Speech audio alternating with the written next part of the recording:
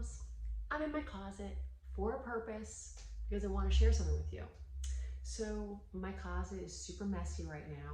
It's not nearly as messy as it has been in the past, but I have been trying to figure out how to keep it neat. And one of the things that's the big problem is this. I'll just show you these. I got the shoes. It's pretty gross, right?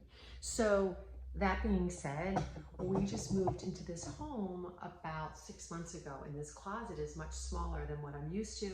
Rubbermaid things, I didn't think I'd still have them 6 months later, but I do. It's fine. I've gotten rid of a lot of my stuff, but the point that I want to make to you is that there have been times where in the beginning it was working for me. The shoes were actually all lined up. I think they were even color coordinated, and the length of heel was like in a row, all the way up and across the top. But over time, it kind of fell apart. So whenever I have spare time, what I do is I go to the pile. Like, there is a pile.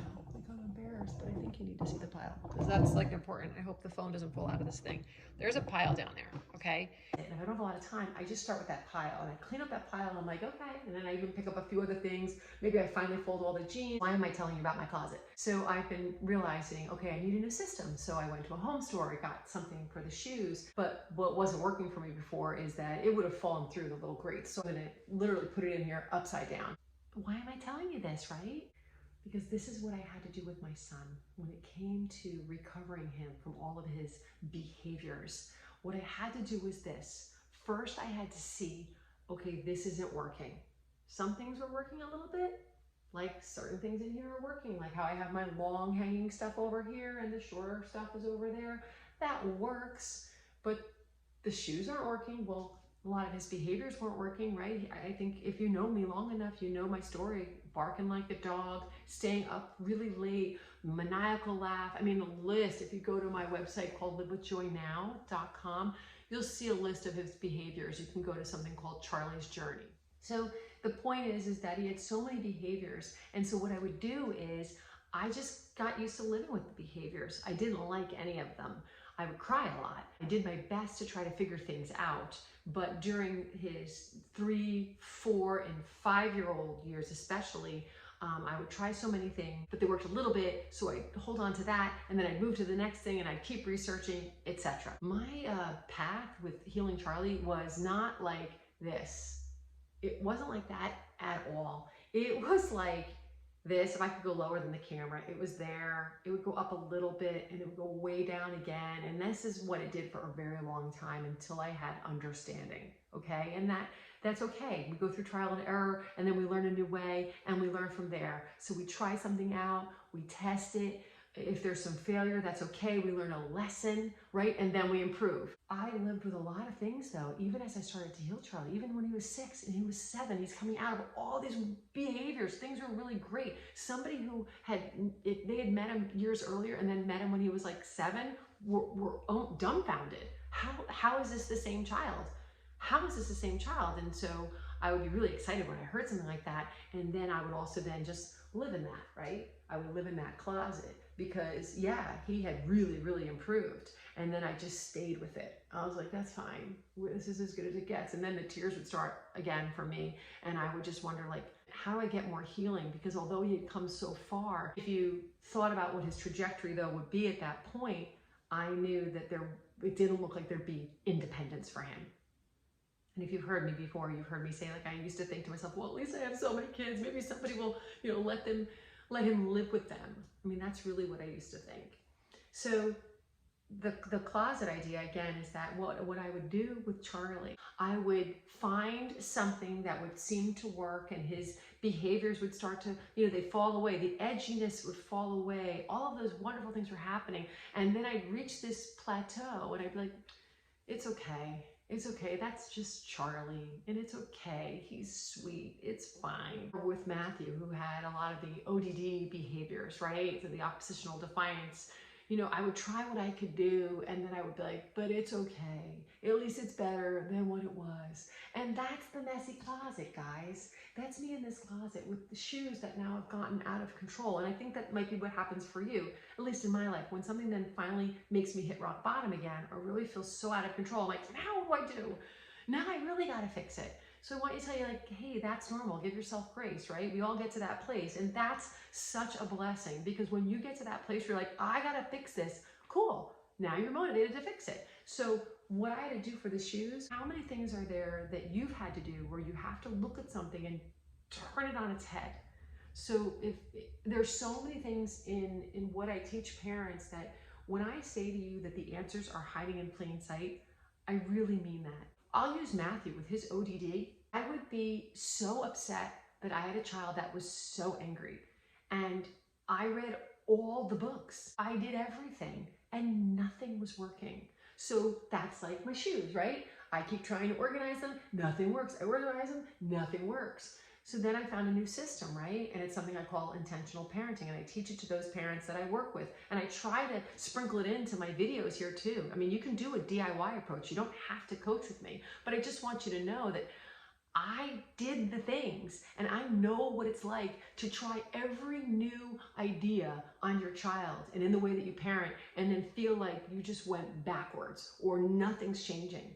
No, you just haven't found what works. That's okay. Like the shoe rack system that I'm going to put in later, and I am going to show it to you when I finish this. I'm going to do it. But then once you find the system, here's the thing you got to remember.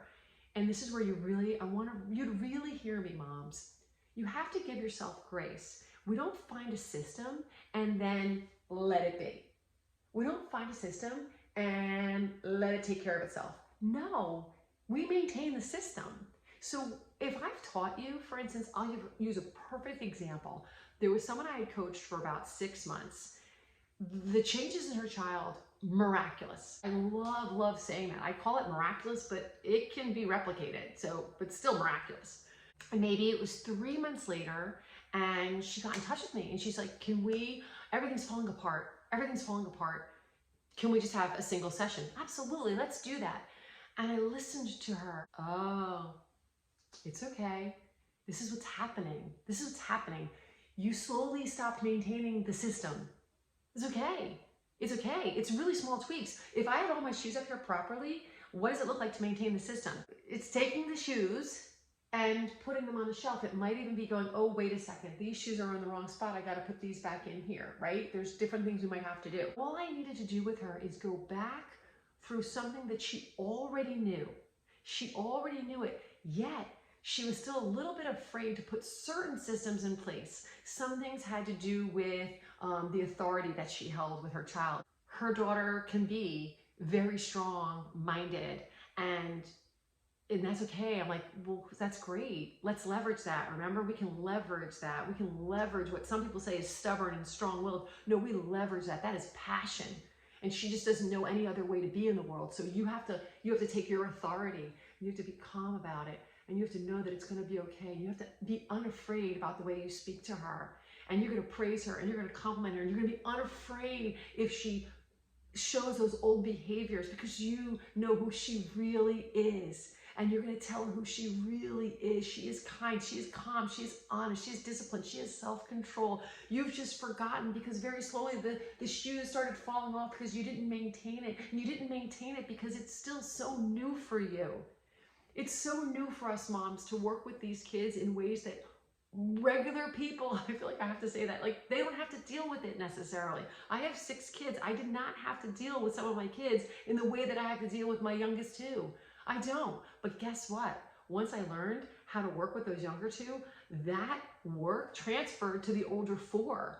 I have much better relationships and much better parenting skills with my older 4 than I ever did.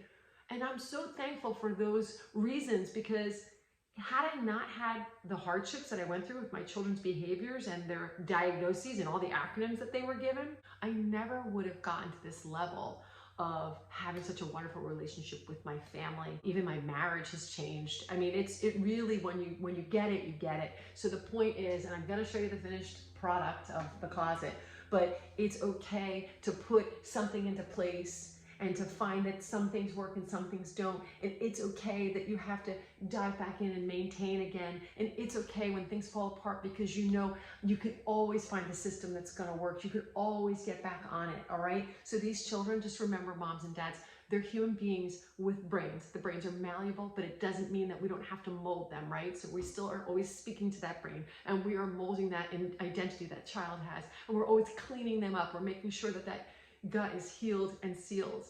And we are giving them those supplements that balance out those deficiencies, right? And so it's an integral approach, okay? And it's okay if some of the pieces fall apart, and it's okay if some of the stuff falls to the floor, because then when you notice it and you start to see things kind of going askew, you go, oh, okay, I need to take a moment. I need to take a moment. I need to recalibrate. I need to remember it's all going to be okay. I'm going to go back to doing the things that did work, because my child is worth it. My family is worth it, and it can be done, all right? Just like I'm worth it, and this closet is worth it, and I am going to show it to you. I've got to figure this out now. Talk to you soon. Bye.